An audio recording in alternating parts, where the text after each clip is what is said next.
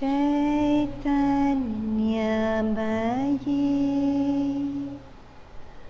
Satyamayi Parame Anandamayi Chaitanyamayi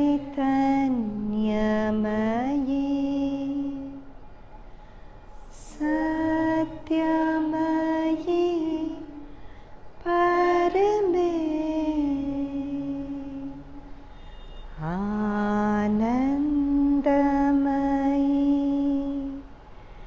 Chaitanyamayi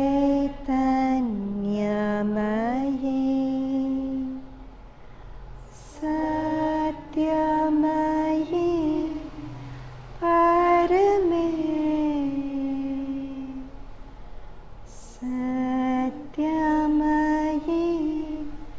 Parame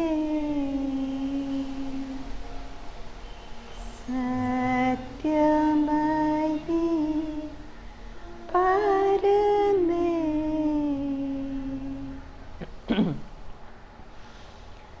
Satyam Jnanam Satyam Jnanam Jyotir Aravinda Satyam Jnanam Satyam Jnanam Jyotir Aravinda Satyam Jnanam Satyam Jnanam Jyotir Aravinda.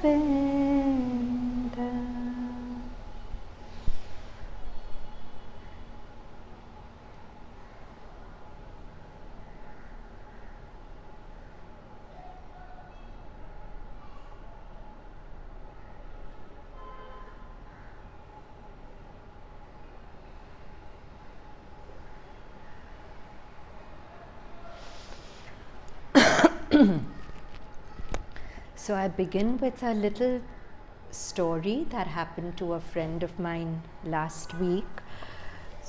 So few days back she got some terrible news from a doctor about a person, a relative she cared about very much. And she said she was sobbing uncontrollably.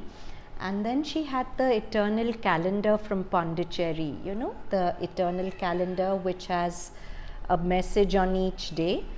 And the message for that day was, misfortune, blessed be thy face, because of you I've seen the face of my lover.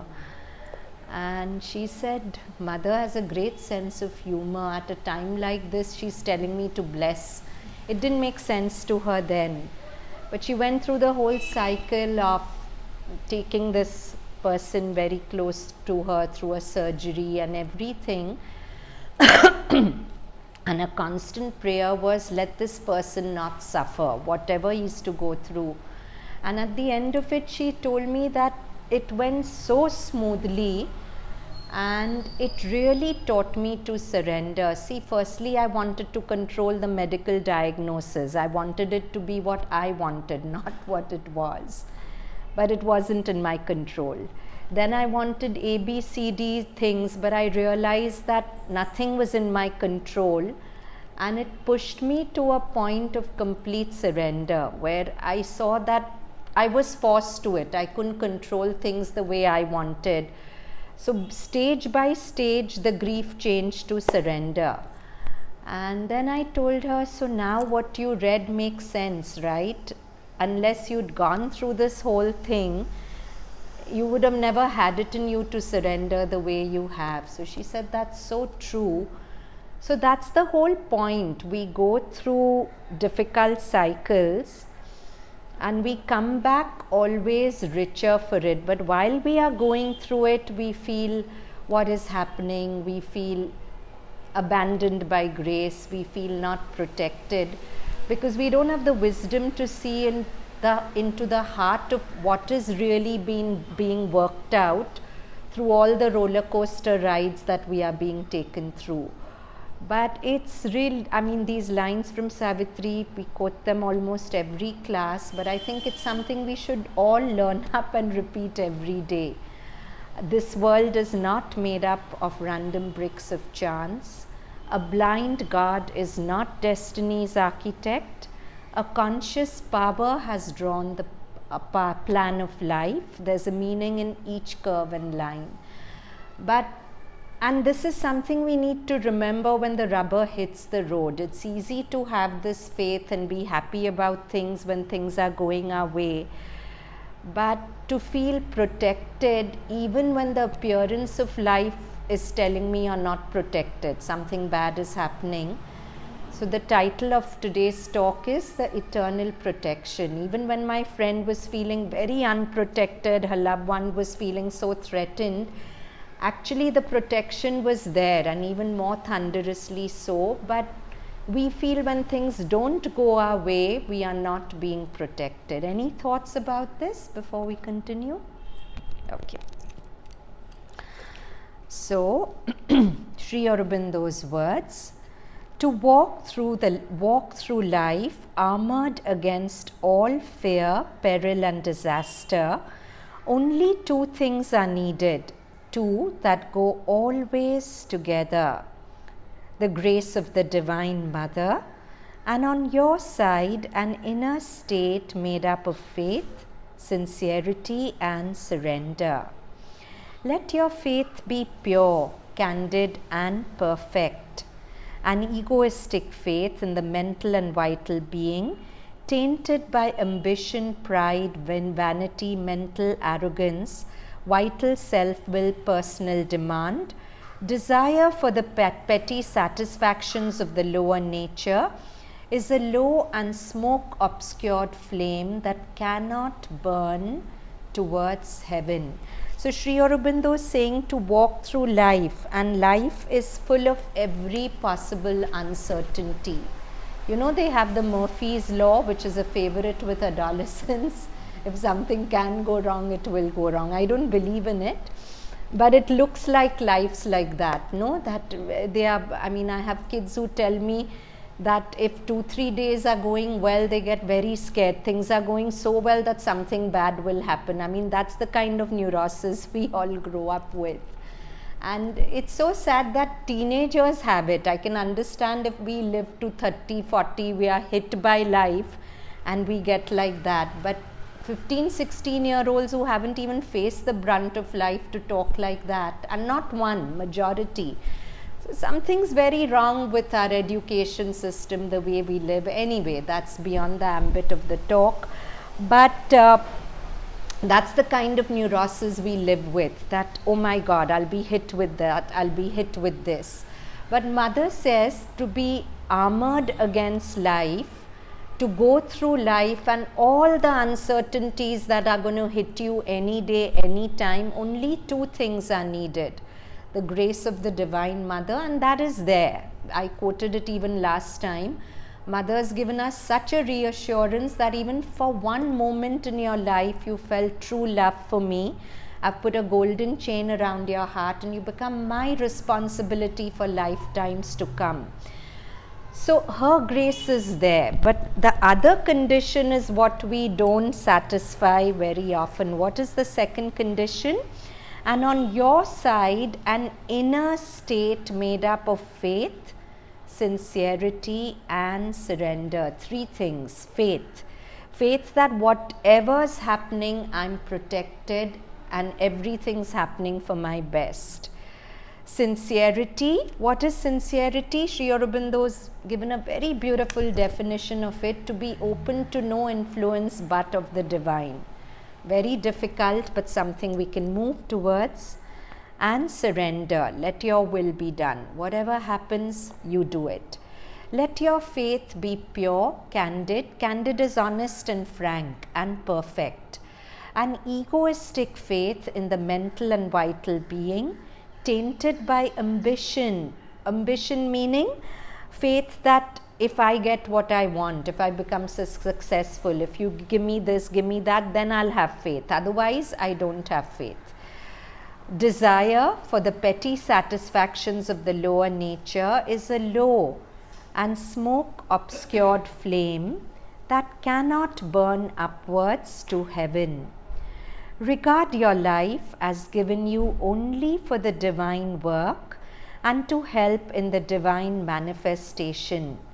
Desire nothing but the purity, force, light, wideness, calm, ananda of the divine consciousness, and its insistence to transform and perfect your mind, life and body. Now this is a tall order. We can read it, but to live even 1% of it, what is Sri Aurobindo asking us to do? To desire nothing but purity, force, light, wideness, calm. What do we really desire? Let's be honest. In our day-to-day living, what do we desire? What's your name? Archit. Okay. And both of you, three of you, I don't know you. Okay. Actually, they are okay. Okay. So, what do we desire? Come on, tell me honestly, what are the usual things you desire? Before we get there, can I ask a question? Of course. I've heard this phrase quite a lot because I've been to the ashram and I can understand where it is coming from. Can you be a little loud so my mic sure. picks it up?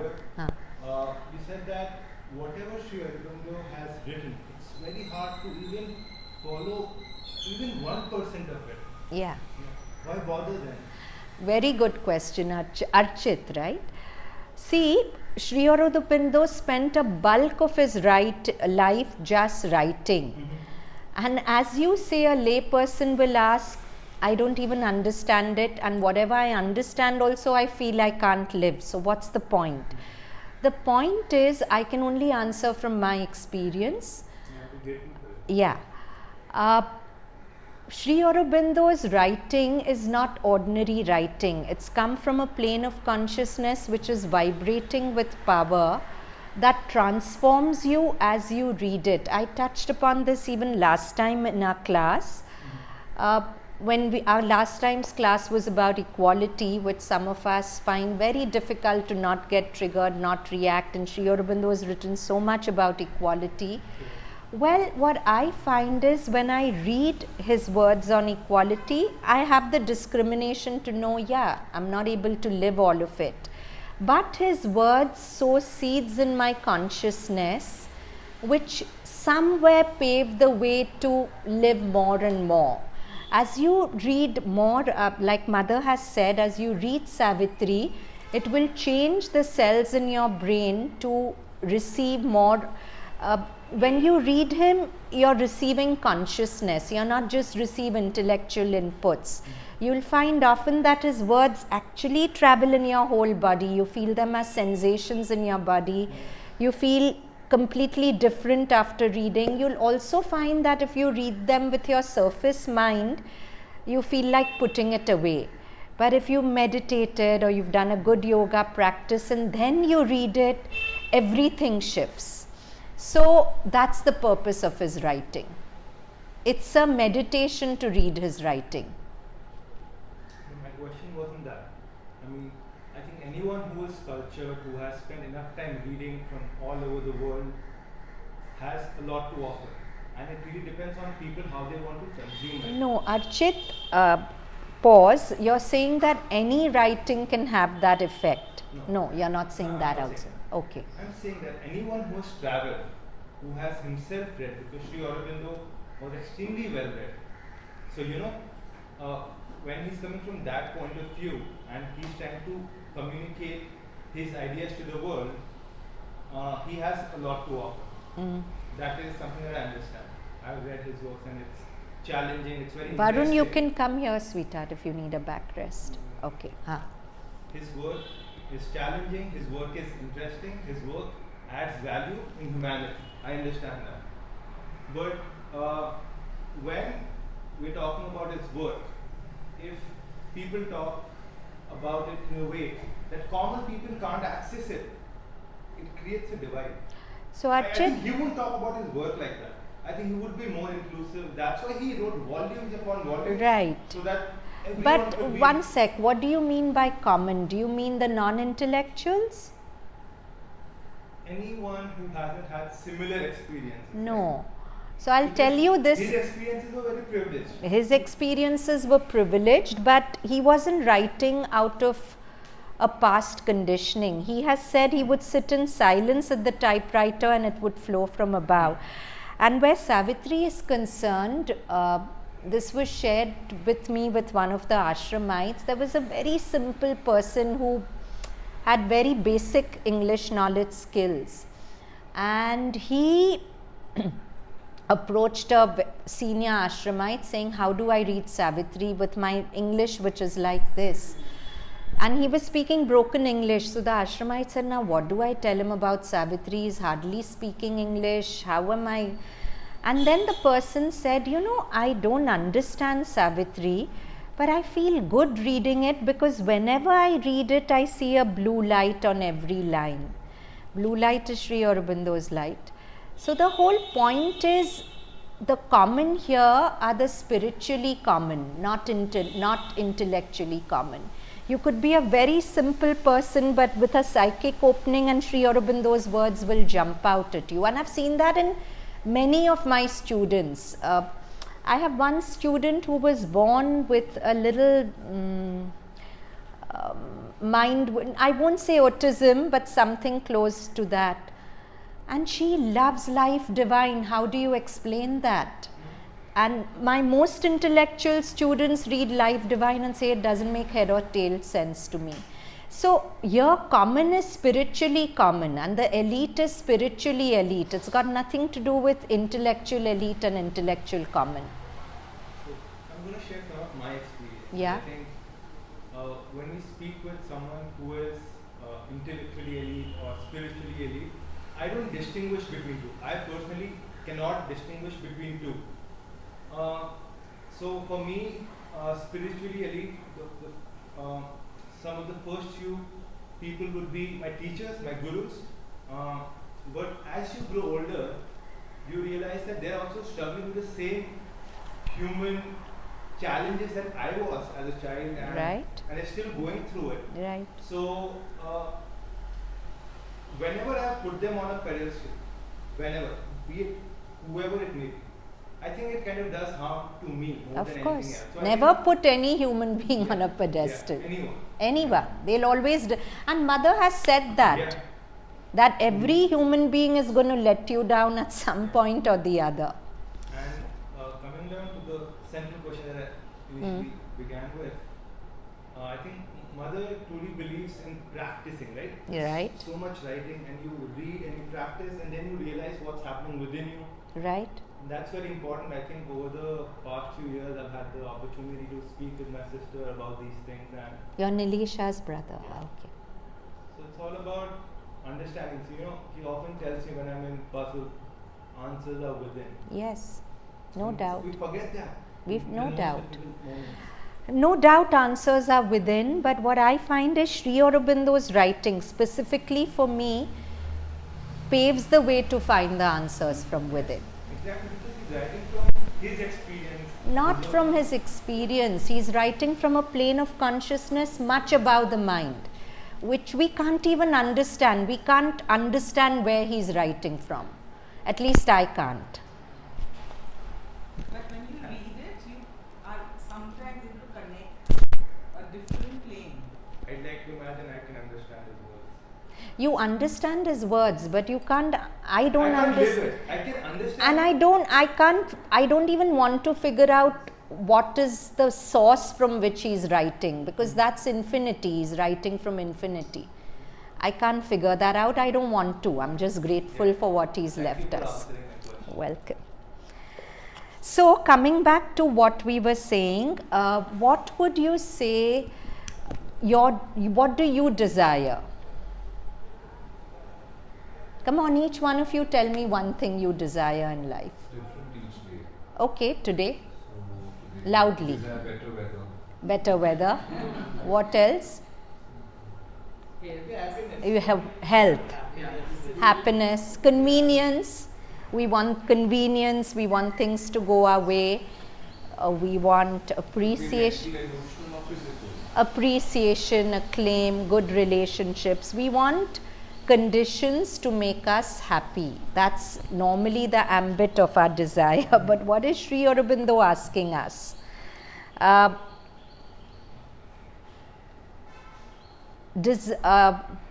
One sec, what? Let your faith be pure and candid. Desire nothing but the purity, force, light, wideness, calm, ananda. Now, some of us have experienced these fleetingly, but they are not such a constant in our life that we reach out to them over the other things that we desire.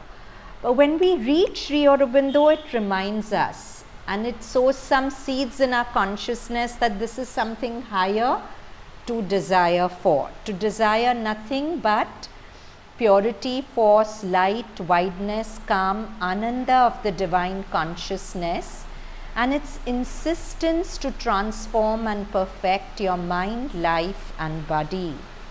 Ask for nothing but the divine, spiritual and supramental truth. Its realization on earth and in you and in all who are called and chosen, and the conditions needed for its creation and its victory over all opposing forces.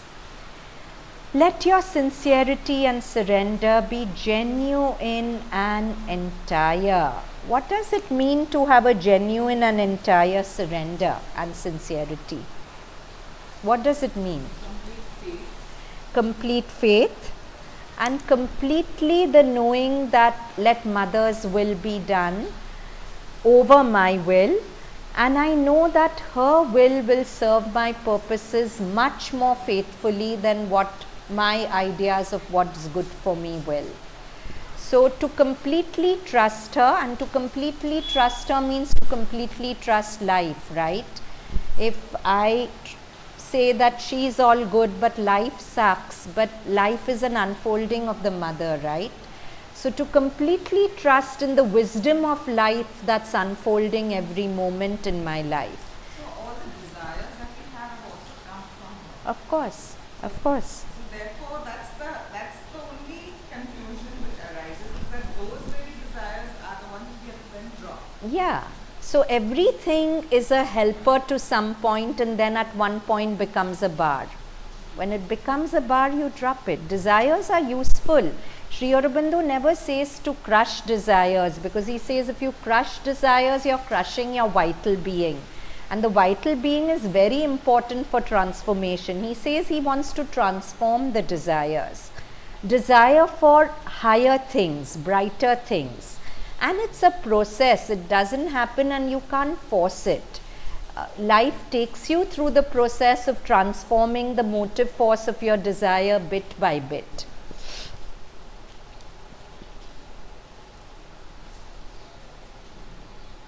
Like Nash was sharing 2 classes back, that he'd choreographed an event for which he was called to sort of, he would be appreciated, he would be whatever, but it was coinciding with the Savitri class. So he chose not to go for that event and come here. Maybe 3 years ago that desire would have been strong in him and he would have chosen to go, but it was a process where the desire changed and he chose to come here instead. So everything is a process. It shouldn't be a moral thing or a conditional thing or done because somebody asks you to do it. It should come from within you. So since you were talking about desires and you shared a specific experience about an individual. Yeah, he's Nash. His experience where he chose to forego an opportunity in the field where he's invested in and to kind of come here because he's also invested here. uh, in the both paths, right, are paths for divine, right? Like through his karma, he's seeking divine. No. He's done his choreography. He would not add or subtract anything to it by being there, but it would be a boost to his ego, which is good. When y'all are young, you want appreciation.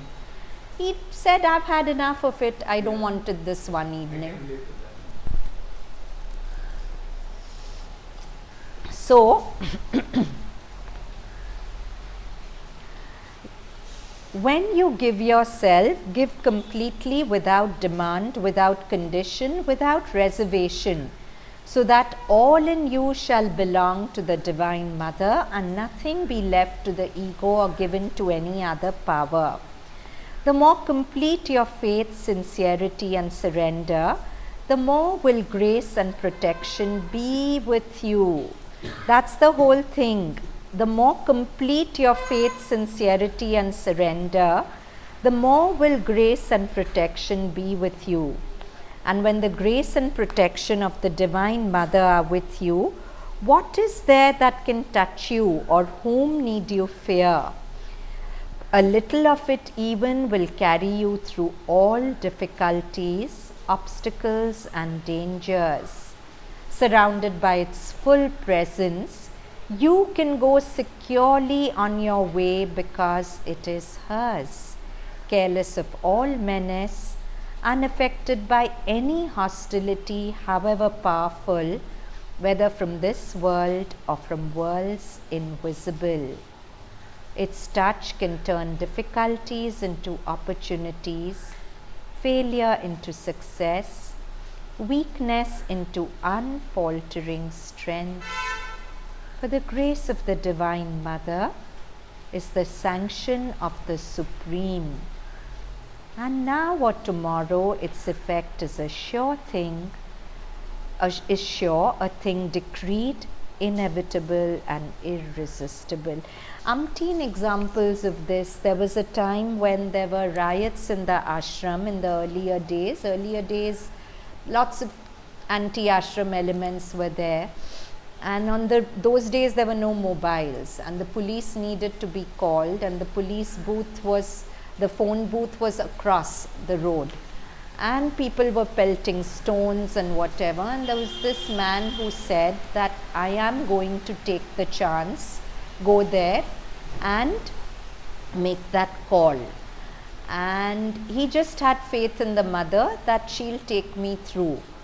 And the road was full of people getting hurt, falling down, stones being thrown at them, but somehow he went, made the call, came back completely unhurt. Why? Because he had that kind of faith. That faith forms a protective energy shield around you where nothing can hurt you. So Narad was sharing this story that once when there were riots at Auroville, and there was a child who needed to be salvaged, and people were again throwing stones and all that, and he just went through it shouting Ma aloud. He got that child, and then maybe there was a moment of complacency when he stopped saying Ma. The moment he stopped saying Ma, a stone hit him. So that's the power of our, but to be protected through everything in life, Mother says two things are needed: her grace, and on our side a constant faith, sincerity and surrender. We have to be vigilant not to drop into pessimism, darkness, forgetfulness and all that. So then we go to the next page. Of course, these gorgeous lines on the Mother from Savitri, page 314. She is the golden bridge that connects us to grace. She is the one who intermediates between us, our call, and the answer of grace. She is the golden bridge, the wonderful fire, the luminous heart of the unknown is she. Unknown is dark, but Mother is the shining heart of the unknown. So Sri Aurobindo says a beautiful thing, that you need to know only two things: that there's a soul within and grace above. You don't need to know anything else. If you remember this much, you're good. So mother is the shining heart of the unknown. I don't know what waits for me 10 days from now, but I know mother's in it. That one known is enough for me to know. The luminous heart of the unknown is she, a power of silence in the depths of God. She is the force, the inevitable word. The inevitable, the word that nothing in the universe can deny or veto. You take her name into the darkest moment and everything changes. So she's the inevitable word, the magnet of our difficult ascent, the sun from which we kindle all our suns, the light that leans from unrealized vast. It's a light that's leaning down towards our ignorance as if giving us a hand, come climb. The light that leans from unrealized vast, the joy that beckons from the impossible. There are times when we feel it's impossible to be relaxed or happy, but mother is the joy that calls us from the impossible, that reach out, I'm here. The joy that beckons from the impossible, the might of all that never yet came down. All nature dumbly calls to her alone, to heal with her feet the aching throb of life. So how beautiful that he said all nature dumbly calls to her. Why dumbly? Because all of us are nature, and anything in nature that aches without knowing it is calling to the Divine Mother. Sometimes we are too engrossed in our pain to even consciously call her. But there are parts of us which are still calling to her. And Savitri does that beautiful line, even when we lie embedded in earthly consciousness and fail to look into our souls, yet there are parts in us which grow towards the light. So anything that aches, knowingly or unknowingly, is calling to the Mother.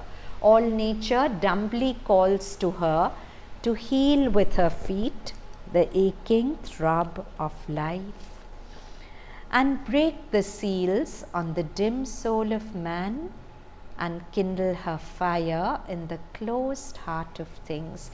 What does this line mean, to kindle her fire in the closed heart of things? What does fire mean? What is fire representative of? Aspiration. So wherever there's a lack of aspiration, there's a resistance, she is the force that awakens aspiration and matter, to kindle her fire in the closed heart of things. So now just listen to these lines without explanation. A suggestion is shut your eyes and keep a gentle focus in your heart center as you hear.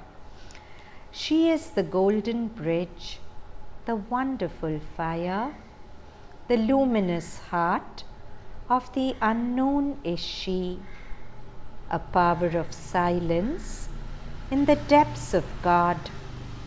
She is the force, the inevitable word, the magnet of our difficult ascent, the sun from which we kindle all our suns, the light that leans from the unrealized vast, the joy that beckons from the impossible, the might of all that never yet came down.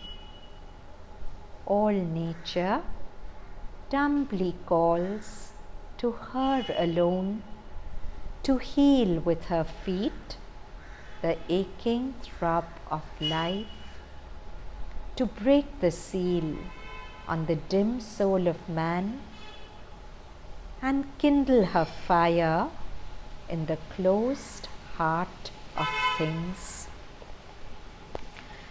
Then again, Savitri, page 289.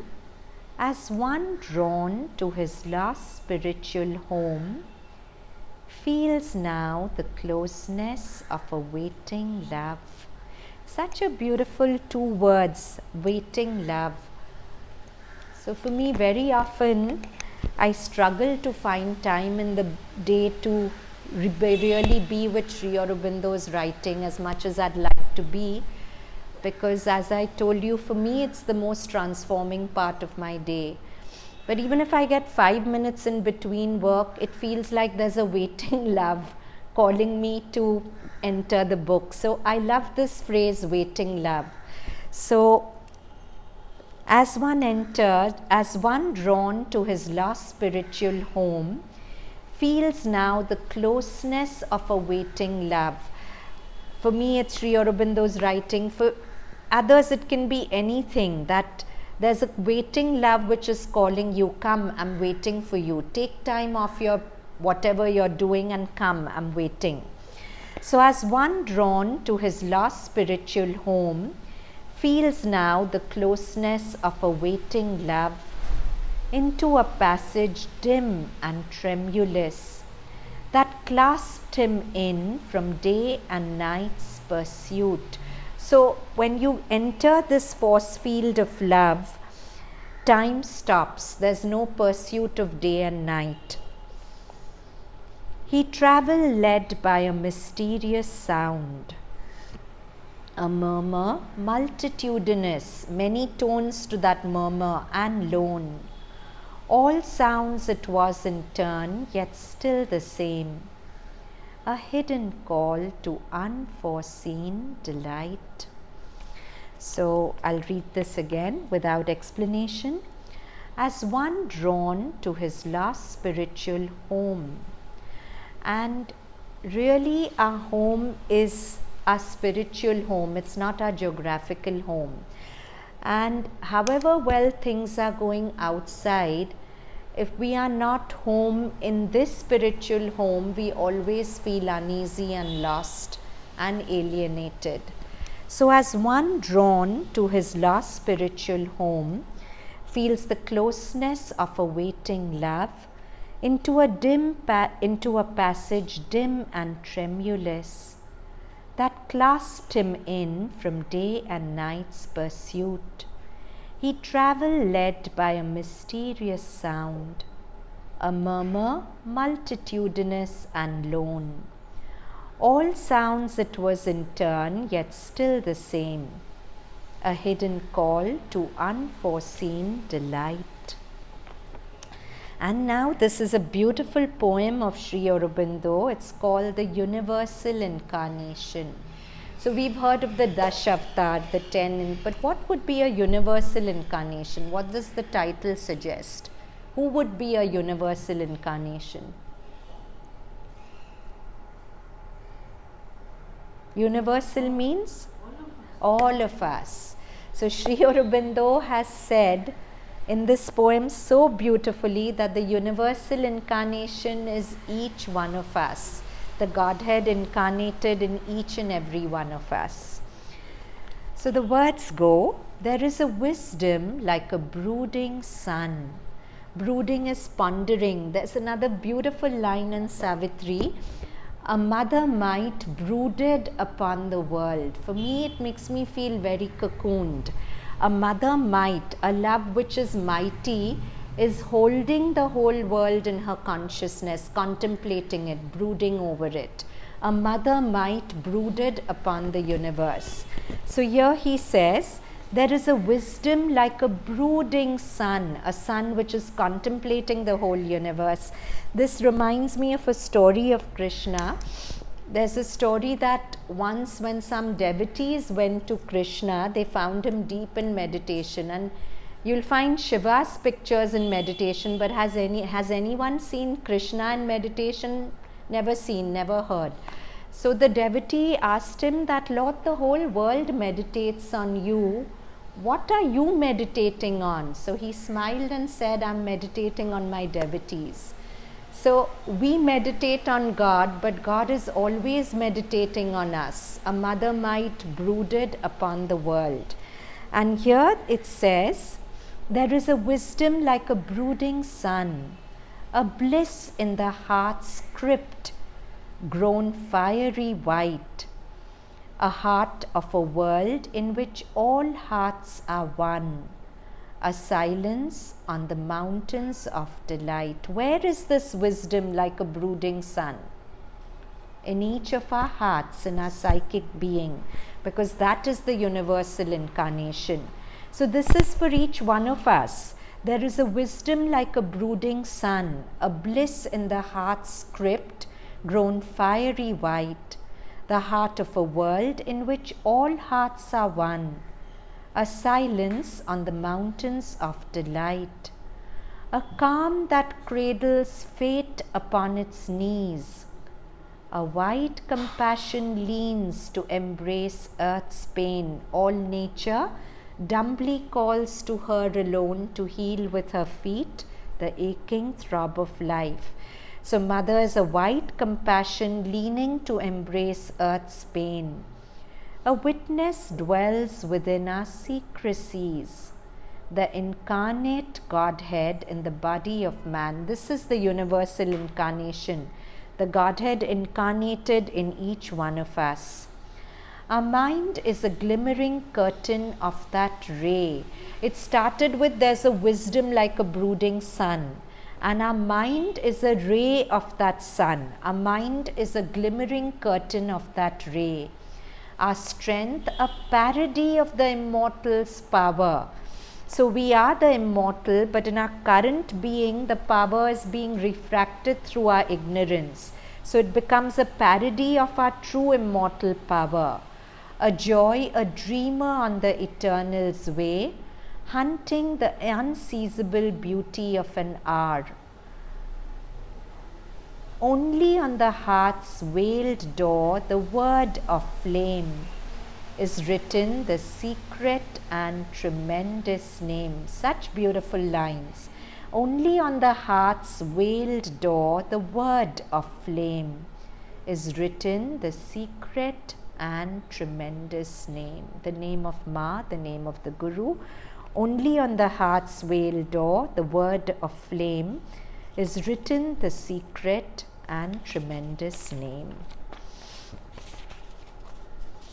So now this was what Isha shared with us last time, but it's worth it to go into this quote. Whenever we can't get anxious and feel protected at the same time, is it? Are we on the same page? Only when we don't feel protected can we be anxious. Do we agree? So if we feel completely protected, we can't be anxious, right? So when we are anxious, what should we do? We should somehow find that space within us which knows of that protection, right? And Sri Aurobindo said a very beautiful thing. He said, we are not monolithic. We have a surface being and an inner being. And the nature of the surface being is to doubt. Mother says faith is not only a quality of untransformed mental vital being. And the nature of our depths is the beautiful phrase Sri Aurobindo uses, Kalyan Shraddha. The psychic being knows that whatever happens, I'm protected and everything has a purpose and I'm being taken to a good place. So the psychic being knows of this protection, so it can never despair. It's always smiling. It's like Mother uses the metaphor of a sunflower. She says your psychic being is like the sunflower, always turned to the sun, no matter what. So we are always happy inside, even if we are so unhappy on the surface. And Sri Aurobindo says that the truth of anything is more in its depth than on its surface, right? So our truth is not the doubt. The truth is the knowing of the unconditional protection that is always in our life. So it always helps to remind yourself that I am protected, but the mind will say, Arey, but how can I be protected? Look at this, if this happens, if that happens. Well, then you have to find the vital strength to stand up to the mind and say, even if that happens, I am protected. You have to break this conditioning that I pray for something and if I get it, I'm protected. But sometimes the very thing, the vase needs to break and you're being protected through, you can keep praying, oh, don't let the vase fall. But even if, like I started with the story of my friend, obviously she would have prayed that the medical diagnosis for her loved one would be what she wanted. And it wasn't. But as it came in a full circle, she was being protected through the medical diagnosis being contrary to what she prayed for. It's not that every prayer will be answered and should be answered. And we have to break our conditioning that if our prayers aren't answered, Mother's not listening to us. We should pray. Mother has given importance to prayers. But I always pray saying, Mother, this is what I want, but I leave it to you. If your will is something else, give me the strength to accept it. And then I should be true to my prayer. I should not be like a child hell-bent on it should go only this way. That's a difficult thing for most of us. But remember, in China, there's a curse, may all your wishes be granted. Because if all your wishes are granted, imagine where you'd be. We wish for things so often which aren't good for us. So, Isha gave us this quote, between stimulus and response, there's a space. So, for example, that friend of mine, she got the medical diagnosis which scared her. Think of anything in your life, the news you get or the situation you see which scares you. Your normal reaction is stress, anxiety, panic. But between stimulus and response, there's a space. In that space is our power to choose our response. I can choose to indulge the anxiety, or I can choose to at least pray to Mother, I'm feeling anxious, but make me feel so protected by you that anxiety has no space. But the thing is, why will that prayer be half-hearted? And a half-hearted prayer won't be answered. Are you getting? Because you don't really want to be feel protected. In that moment, you want more that. Just let me finish. In that moment you want, suppose I was that friend praying that the medical diagnosis should be that he's good. I want that at any cost. I want that more than my state of mind to be whole again. Are you getting what I'm saying? I'm more fixated that the outside should be fixed, and I'm convinced that my inside can't be fixed till the outside is fixed. But really it works the other way round. When my inside gets fixed, my outside will be fixed. But that's why we have to change, we have to tweak the space of our prayer. Because Mother has said every sincere call is answered. But if I'm fixated on the outside being changed, my call to change my inside is not even sincere, right? Yeah, now say what you were saying. Yeah. You said that you don't want to be protected, but that would come out of lack of faith or something. Yeah, because you have an idea of what protection is. Your feeling protected is if the outer circumstances change. In this case. But why not think that even if the outer circumstances are like that, she's protecting me through that? Why not have more faith in her wisdom than the wisdom of my mind, which is judging this is good for me, that is bad for me? So at that point of time, someone is hurting. Give me an example. In the sense, in this case, of course, the friend was trying. Yeah, but see how beautifully she worked it out. Yeah. So next time it happens, my friend will have this past experience and say, I won't press the panic button so quickly. That's why it's all a process. We learn through our experiences. Yeah. The observation I made is Loudly. we always make prayers when we are not aligned. The strange part is I've always observed it. When I'm in alignment with myself, I won't feel the need to make a prayer because there'll be an acceptance, and if I want a happening somehow, it's more than a prayer, it becomes to feel connected to an energy. Yes. But when we make prayers, it's out of a space of lack, pain, attachment, desire, which is fleeting. So in itself, we are not connected to our truth in that moment. Like if someone is ill, we are praying for the well-being of that person. But that afterthought is never that maybe that person needs that experience. Yes, or I need the Or I experience. need the experience. So even that prayer at that praying is what is getting us to that state of being. So it's important to have that surrender. I feel prayer is like an act of learning to surrender in the moment.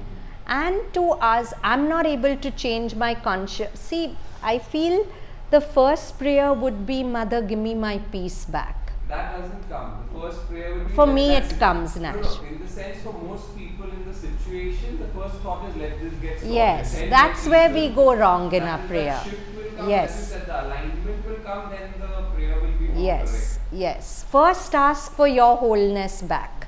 When you fall into wholeness, the outside will fall into wholeness.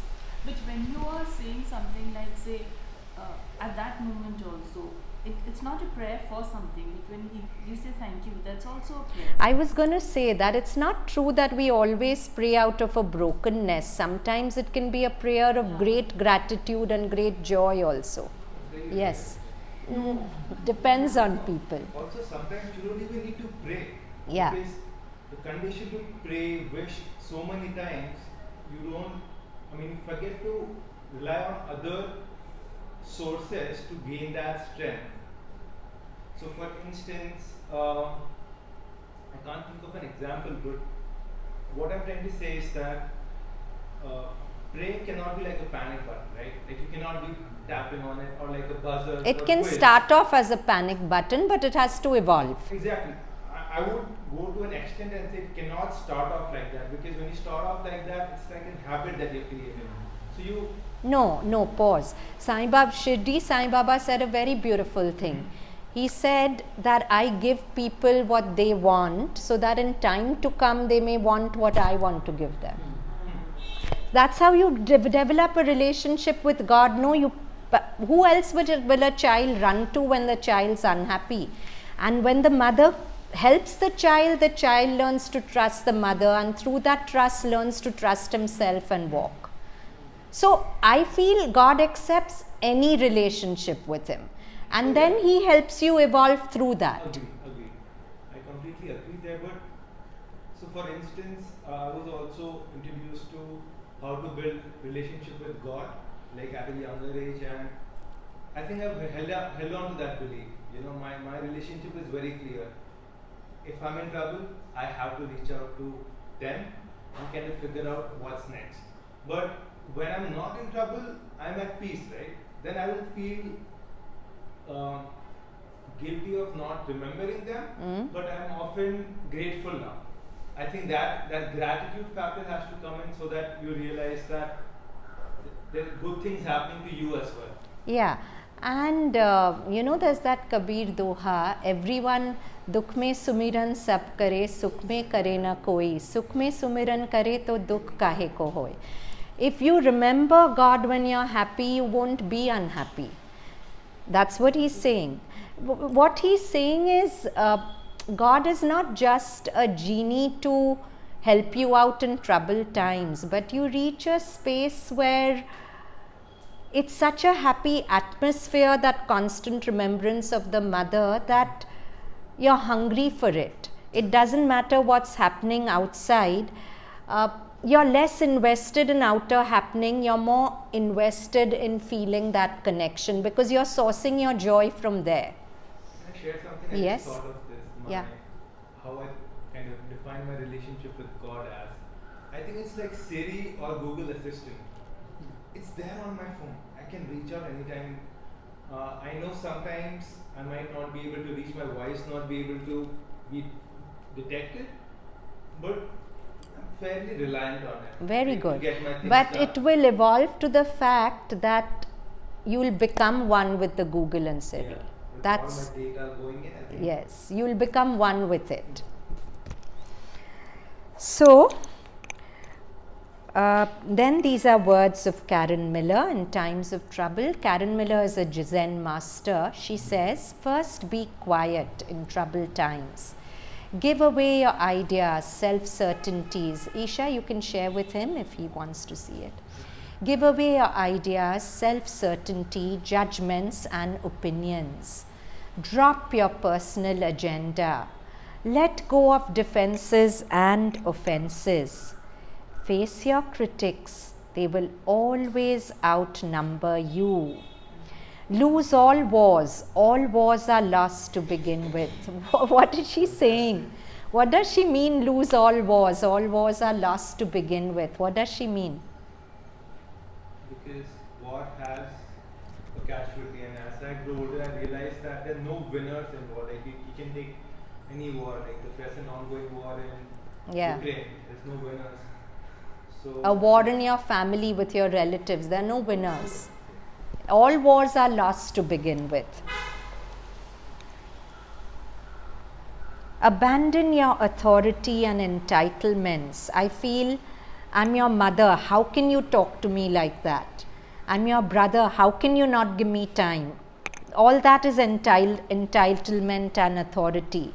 Abandon your authority and entitlements. Release your self-image, status, power, whatever you think gives you clout, whatever gives you an ego kick and power. Release all that. It doesn't give you clout, not really. That's a lie you've never believed. It's a lie you believe, but deep down you don't believe it. For example, you feel your position at work gives you power, your position in somebody's affection gives you power.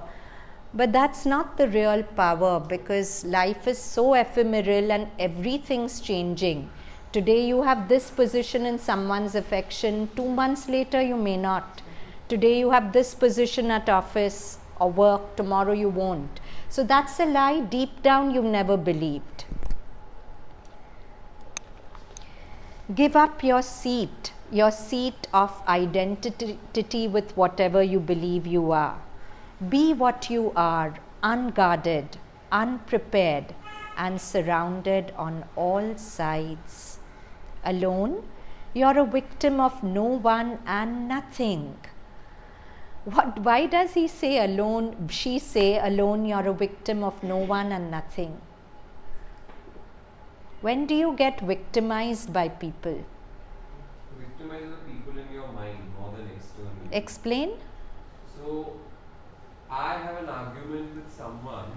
I will think of 100 bad things that person may be thinking of me, even if they may not be. Right. So I'm more victimized by the person in my mind living every day than actually they may be thinking about. They have other things in their life. Right. Or the image you have of that person and the image you think the person holds of you.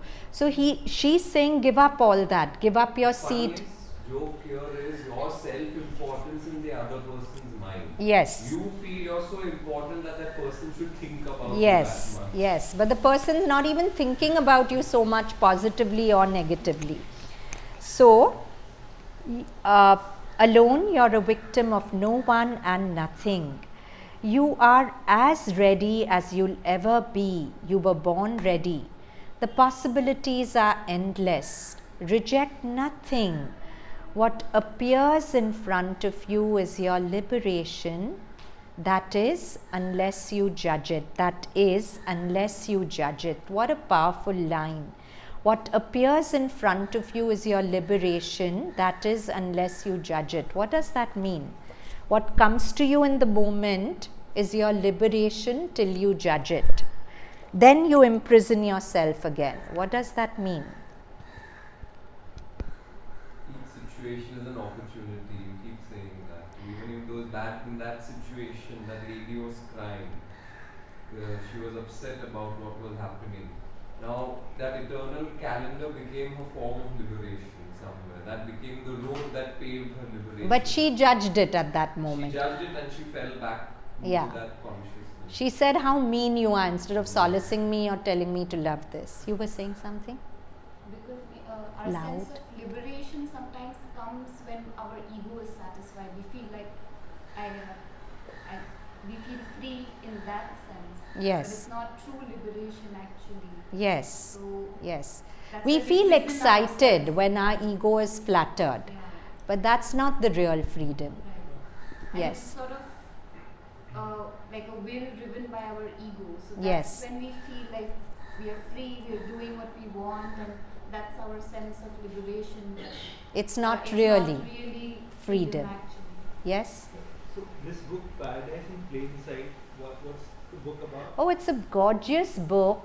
Karen Miller is a Zen master and she's written about her interactions in her garden and used them for metaphors for everything. So falling leaves are metaphors for impermanence.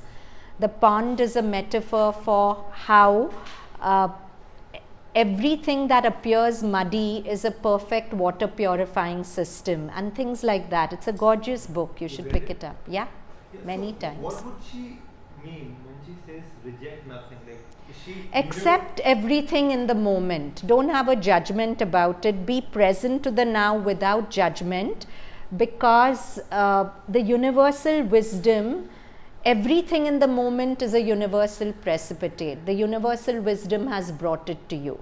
So I need more help in understanding this. So this is in context of understanding emotions, I believe. It's Everything. not- so I think that's where I would distance myself if it said everything, because you have to reject certain things so that you are liberated. Okay, Archit, I'm getting what you're saying.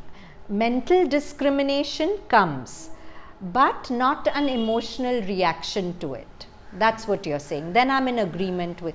For example, if I see a man hitting a dog mercilessly on the road, okay, I in my mind don't call the man bad, but I know that if I have it in my capacity to take the stick from his hand in whatever way I can, I'll take it, but without calling the situation bad or wrong. That's where we go wrong. See, I don't know that man's context. He may have gone through things which compel him to do what, and he's doing what he needs to do in the larger scheme of things. So if I can take action without emotional reactivity, that's what it means. Reject nothing. Don't reject the man. He's not wrong.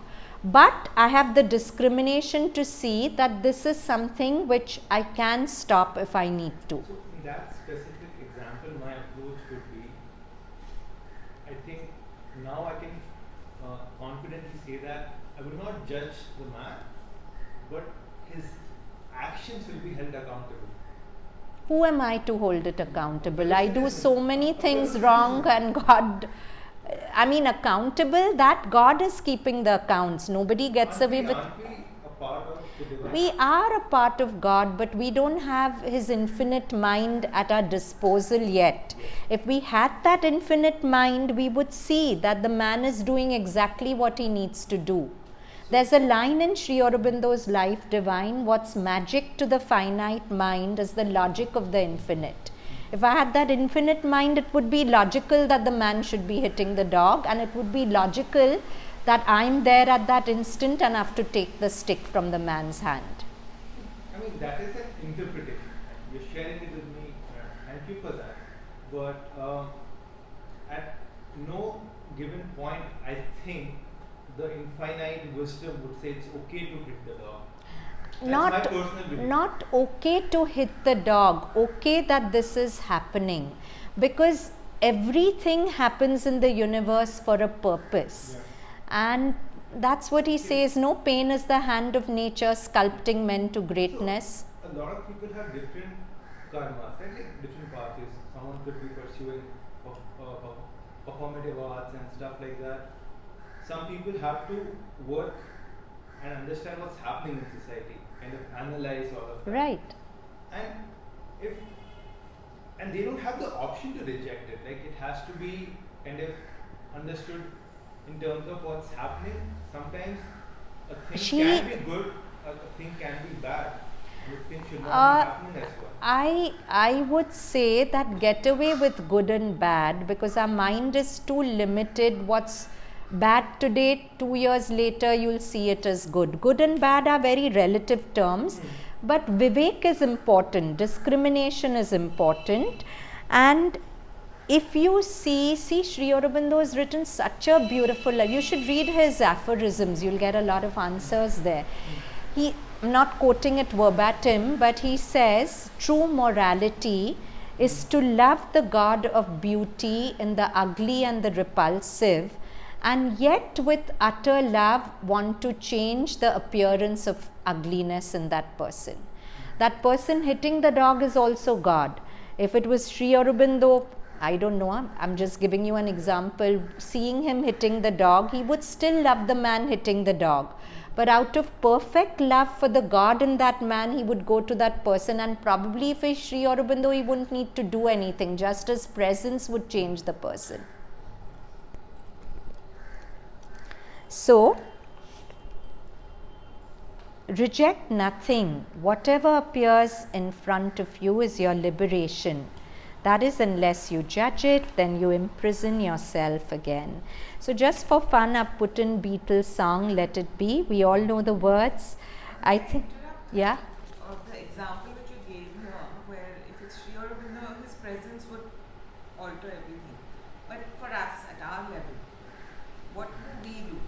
What do you do? Well, best thing is not to hate the person who's doing the wrong thing, because you start vibrating at his frequency. If you want a solution to anything, you have to rise to a higher frequency than the frequency at which the problem exists. If you start getting agitated by the behavior of the person and vibrating to his frequency, you just add to the problem. But if you can find it in yourself to remain calm and invoke the mother's presence and offer it to her, so many things magically change. Yeah? Share something? Yeah? For me, the best thing would be to be an active citizen. To be? An active citizen. There are institutions that take care of dogs. There are people who want to shelter dogs, right? So maybe that would be one approach. I would definitely take the dog to a veterinarian. Of course, good. And I'm saying do your action, but try as you can best not to hate the person who's hitting the dog. I am in agreement with you there, but you know the world that we are living in, you know, and we chose a very touching example. I think everyone can resonate with the love for animals, dogs, and it's very important that humans and animals live in synergy. But there's so many terrible things happening in the world, and sometimes it feels it's like a duty to take a stand, because the world is essentially divided into this or that, and when you don't take a stand, I agree with you. I agree with you. Take a stand in action. When good people do nothing, that's the greatest evil. yeah, I'm not saying don't take a stand, but take a stand out of the poise of the spirit as much as you can, out of peace and non-emotional reactivity. That's all I'm saying. Huh? The Bhagavad Gita all over. Yeah, Bhagavad Gita. Arjun's actions, like Arjun didn't want to fight with his own family. Yeah. He was going to kill them. Right. And Krishna showed And when showed he his killed wrath them, on finally he killed them without hatred in his heart. He told Draupadi, there's only one reason I kill, because Krishna wills me to. I'm not killing to avenge you or anything, that was the past. But now I'm killing only because Krishna wills me to. And so no karma applied to him. When you do something out of that kind of peace, and Sri Aurobindo calls it kartavyam karma. Karma which you kind of resonate with the divine will which wants to work through you, and you do it for that without any emotional push to it. So at any point when we are reacting, we don't take an action which I don't know if that can be made a blanket statement, because even if you're reacting in the moment, you have to take action, otherwise that dog would get killed. So instead of not reacting with anger, also react. It's better that than the dog gets killed. But as you progress, maybe you will be able to take action with less and less reactivity. because often it takes a while. Yeah, it's work in progress. Whatever we are saying is an ideal we are reaching for, but it's not going to happen overnight. Okay, so this Let It Be, you can just read it on your own. It's really what, when I find myself, and you've all heard that song, right? In times of trouble, Mother Mary comes to me, speaking words of wisdom, let it be. Don't get riled, I'm there, I'll protect. And in my hour of darkness, she is standing right in front of me, speaking words of wisdom, let it be.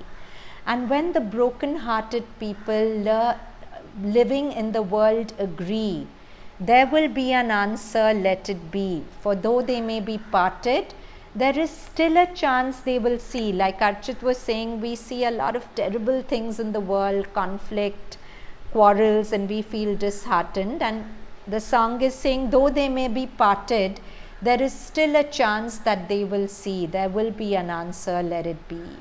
Okay, and the second last paragraph, and when the night is cloudy, there is still a light that shines on me. This is beautiful. In my difficult moments also, there is a light that shines on me, shining until tomorrow. Let it be. Tomorrow is metaphorically the time when the sun will rise. It's dark just now, but even in the night, a light is shining on me. Shining until tomorrow, let it be. I wake up to the sound of music. Mother Mary comes to me, speaking words of wisdom. Let it be, let it be, let it be. He had written this song when his mother passed. Really? Okay. Beatles, no? Beatles, Paul McCartney. No. Okay. And I think actually he was going through a tough time when his mother came to him in a dream and said, let it be. Oh, how lovely, how lovely. A lot of Beatles fans here. Lot of, I wanted to play it here, but I didn't know how they'd react to me playing it here. But you all should listen to it on your own at home. Everyone's a Beatle fan. They've created some immortal songs. The out. Records of Beatles and Doors and everything was sent to the mother also. Really? Yeah. Doors. Why? Yeah. Doors have some beautiful music. Narad, he had sent like a list of records to the mother, and he had asked, what do you feel about these musicians, like the Doors, Beatles and all of this. Nilisha, this you have to come close to me and say on the mic. It's important. Huh. Yeah. So, Narad had sent like a bunch of records of like the new age music that was coming at that time, like the Doors, the Beatles, and he asked mother like, what do you feel about these musicians? And she said, they are at the threshold of the new music. Wow. But they have not taken the leap yet. Nice. But we can glimpse it, no? Yeah, of course. Like it's lyrics of hope and Light, faith. and something, just arriving at something, but not there yet. Yes, yes. Yeah. Thank you, Nilisha. Thank you. So then further, there is one kind of faith demanded as indispensable by the integral yoga, and that may be described as faith. Huh? Outer being and consciousness. No, let's skip that. There is one kind of faith demanded as indispensable by the integral yoga, and that may be described as faith in God and the Shakti, faith in the presence and power of the divine in us and the world. A faith that all in the world is the working of one divine Shakti. This is such a beautiful line. A faith that all in the world is the working of one divine Shakti. Even the bad news, the good news, it's workings of that one Shakti. That all the steps of the yoga, its strivings and sufferings and failures, as well as its successes and satisfactions and victories, are utilities and necessities of her workings. And that by a firm and strong dependence on and a total surrender to the divine and to his Shakti in us, we can attain to a oneness and freedom and victory and perfection. Okay, so I want you all to shut your eyes. See, Sri Aurobindo's words, to read them and feel good is one thing, but to draw on them in day-to-day living and change the state of mind is the crux of his teachings. So recollect the story I told you of my friend who got terrible news, medical news about her loved one, and she was crying inconsolably when her eyes fell on the eternal calendar, the message for the day, the eternal calendar from Pondicherry. Misfortune, blessed be thy face, for through thee I have seen the face of my lover. And at that moment, the message just made her cry more. But as things panned out, the surgery of a loved one happened. Everything went so smoothly. Her prayer that let him not suffer came to pass. And she said that I learned that once I realized that things were not in my control and I was forced to surrender, there was peace and everything found a flow of itself. So, you think of what for you is the bad news in your life. That one thing that makes you agitated or resentful or anxious about how it will pan out. And allow it to be very present in your consciousness just now. And then listen to these words of Sri Aurobindo.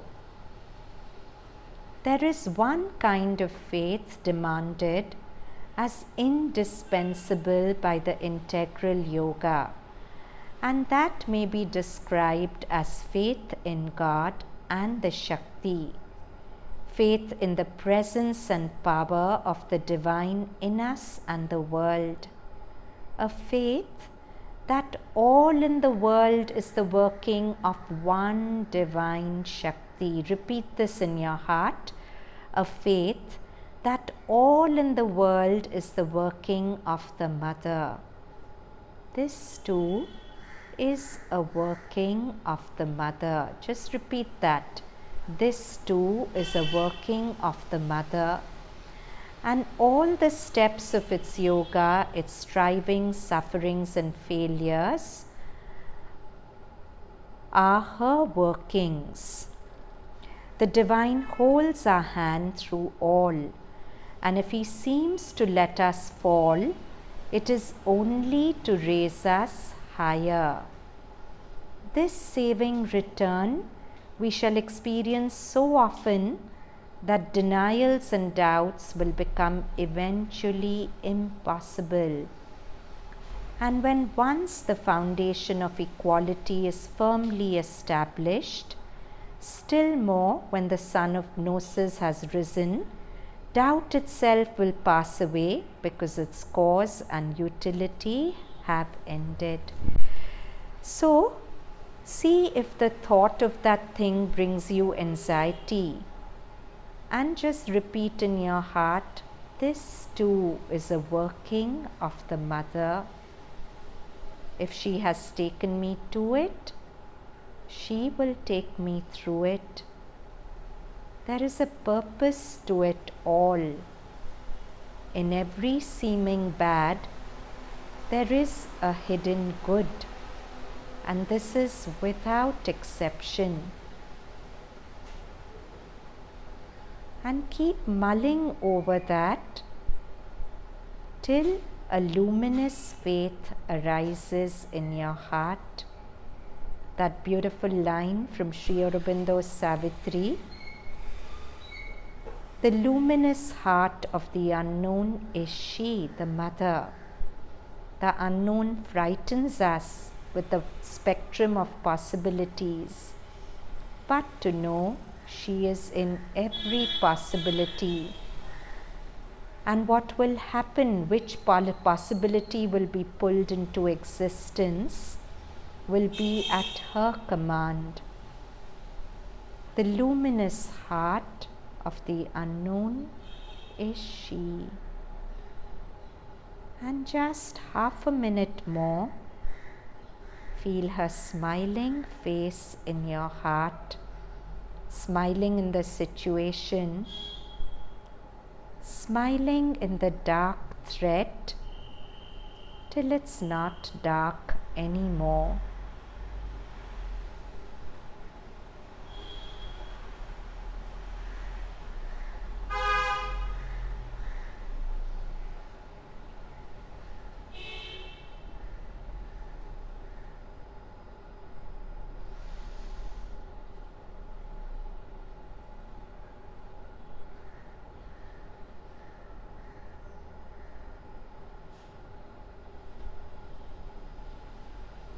and slowly open your eyes whenever you're ready.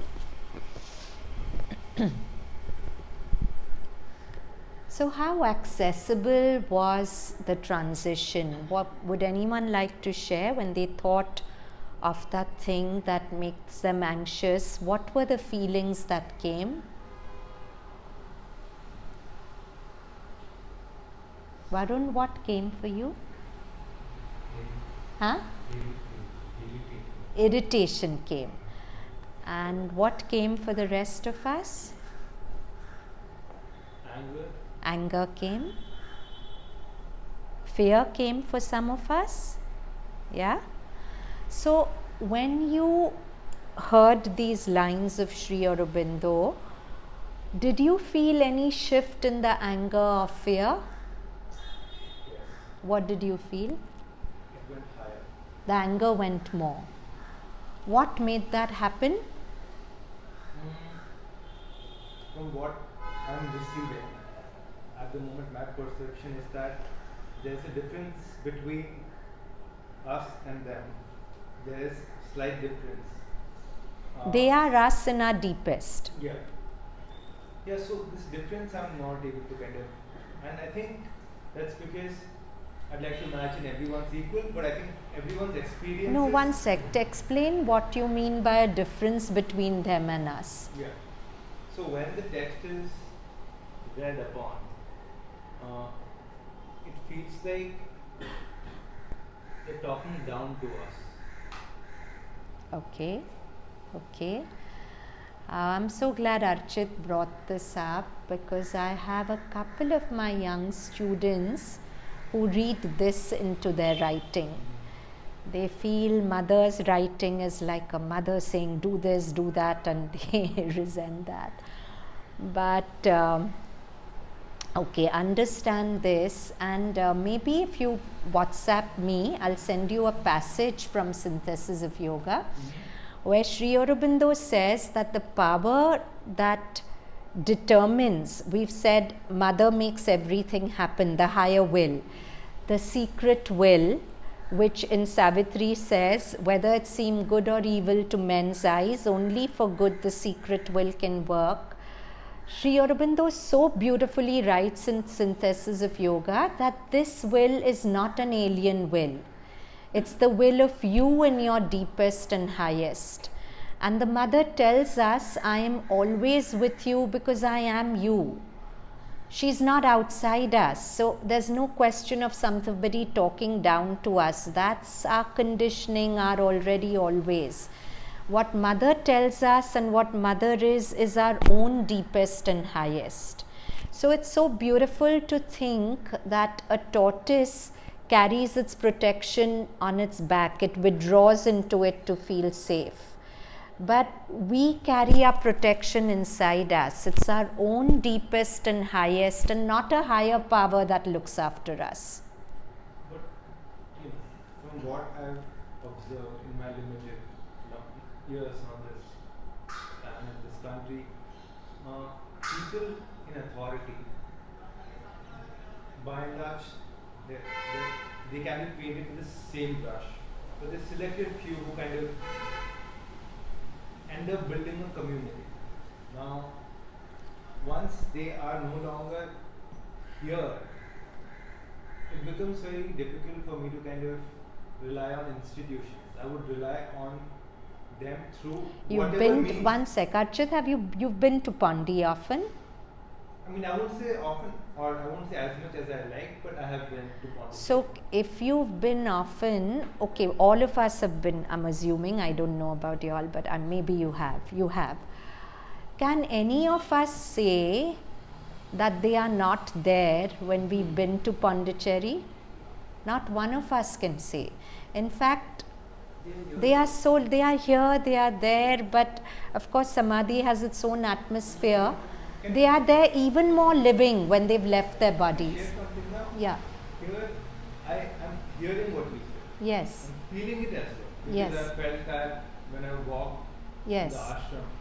But I would also disagree that there are spaces when I'm walking in Pondicherry where I see, certain energies have replaced certain energies. By her will, and certain energies would have strengthened in some. Like personally, I feel if you go to Matri Mandir, the power there is just building and building and building over the years. So everything changes, energy, but the final will of that being and the livingness of that presence can't change. Okay? So, how? So your anger increased because you felt that this situation, which is so unpleasant, if it's by their will, I don't like it. They are like dictators. No, not that. Not that. Then? I think finding faith is a journey. Like you will find it through your Of ups course, and downs. of course. When it's given through an institution, How do you mean through an institution? Who's giving you faith through an institution? Where's the institution? the ashram is an institution, right? It's an institution, but it's just there. It's like saying Kashmir is there. Come and enjoy the mountains if you want. Don't enjoy if you don't want. It's not shoving anything down your throat, and there's no, in their yoga, there's absolutely no do's and don'ts. There are suggestions. You take what you like. And I'm not even talking about ashram. I'm talking about any, like we can talk about Isha Foundation as well. Like I have friends who have left their very prosperous careers and are devoted to the cause there. And you know, that's something for me to understand what's happening. I can't completely grab my head around it, but it seems like when you are a part of an institution, and some institutions have greater control over their devotees, or at least kind of don't give the freedom to disagree. I think it's very important to disagree upon certain things and then kind of move on. But Because if I don't everyone is know, on I agreement- can't speak for any other institution as far as Sri Aurobindo was concerned. Yeah. If you read the correspondence, his disciples disagreed with him with everything, and he patiently replied to everything. For me, I've never felt Mother and Sri Aurobindo are an institution at all. Far from it. 100%. Huh. They are not. So, They are- so then what? We are here for them. Yeah. Institution is a concept in our head, and each of us has a conditioned concept. But there is no institution as far as I'm Can concerned. I say something? No, let me finish with him. Yeah. So I think you've been very kind and responded to all my queries. And Huh. thank you Don't for feel like, you young people have a great thing for your freedom, and you should have it. And don't feel that conforming to a faith or opening to a faith in any way hems that freedom. In fact, you'll find that when you have that faith, it enhances that freedom, because you feel so protected that you're more happy to take risks, you're more happy to try things and things like that.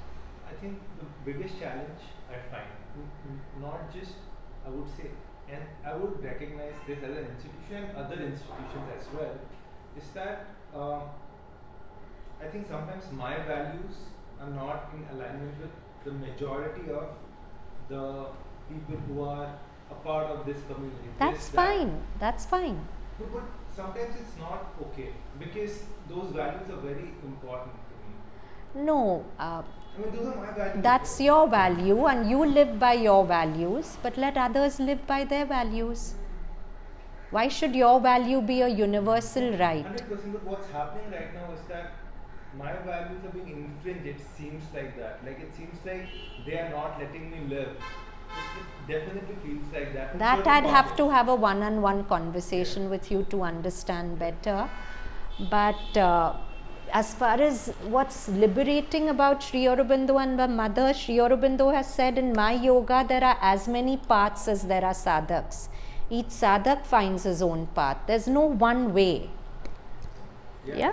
You were saying, Rama. I think he's mixing up faith and religion, because faith is something that comes I with don't belief think he is. or dogma. I don't think he is. Are you? Because they are not a religion at all. No, I'm not.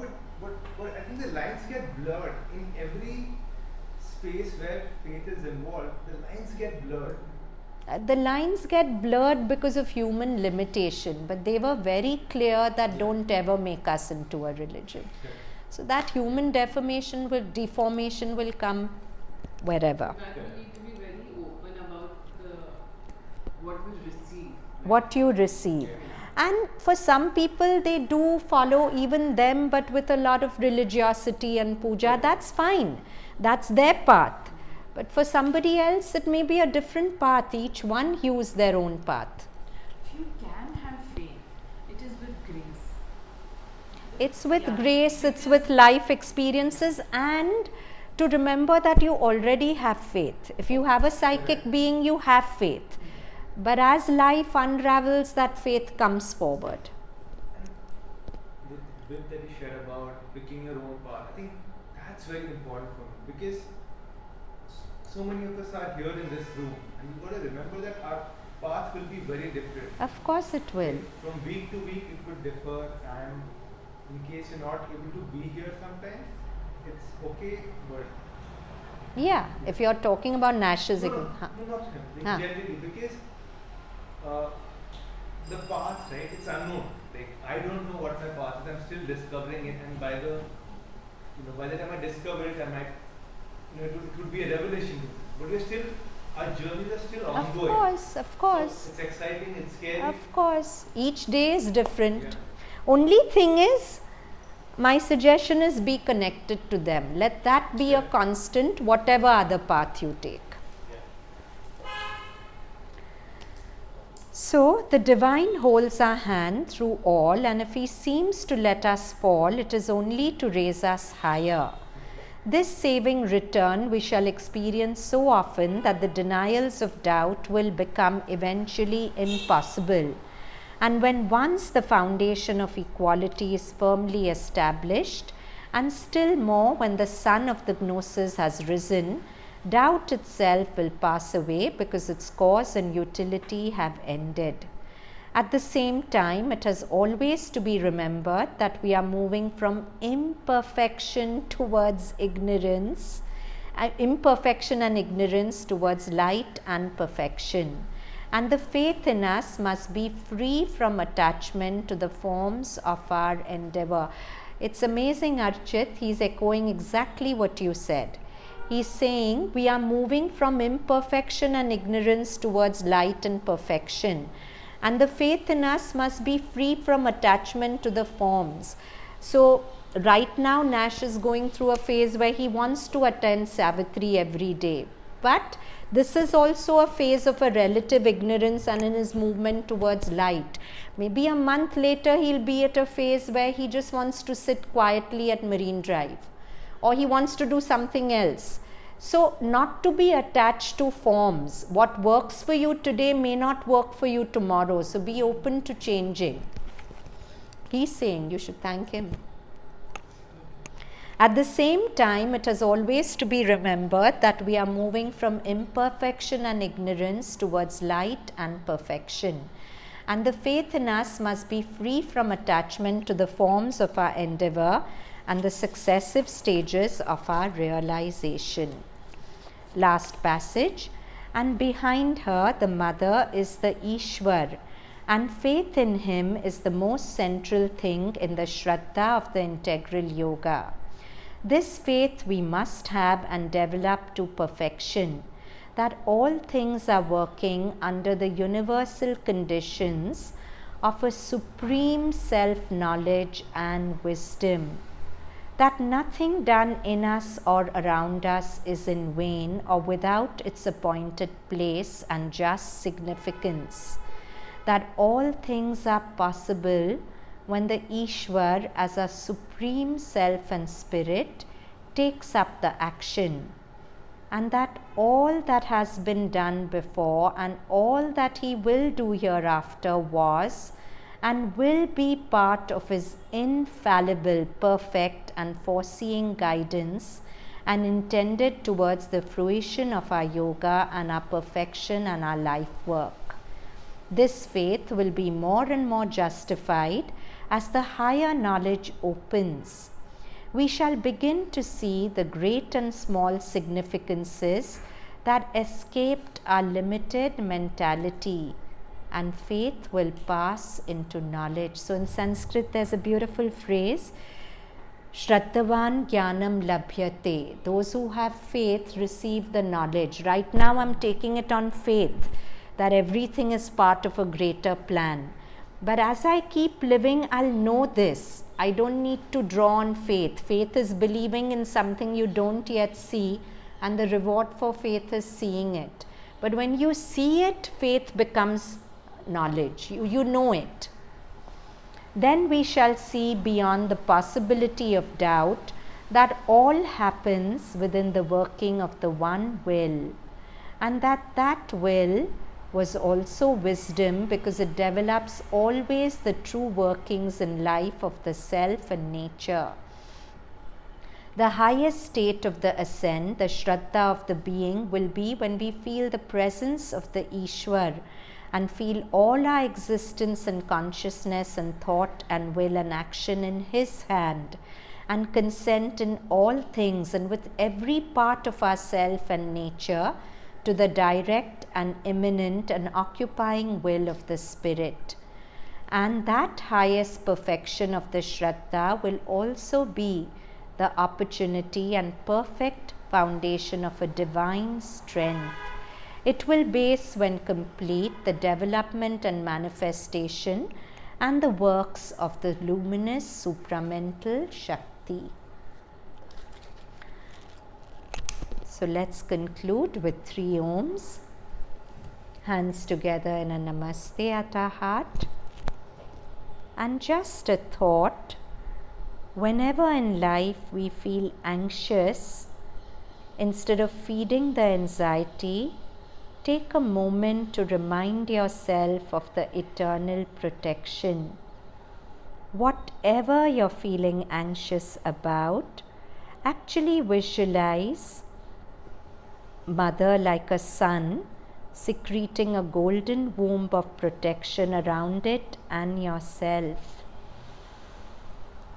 And you can repeat any sentence that strengthens the protection. A simple thing like, if she's taken me to it, she will take me through it.